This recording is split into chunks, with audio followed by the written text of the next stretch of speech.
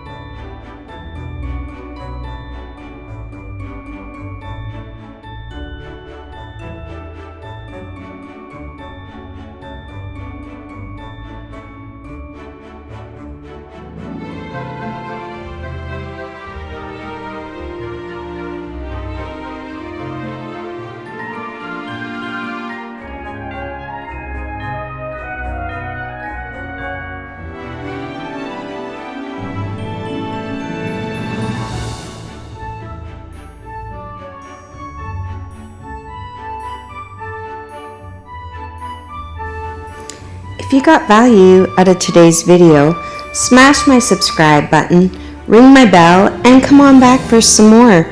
You don't want to miss my upcoming Christmas decorations. I've got lots of woodworking ahead of me. Love you, bye.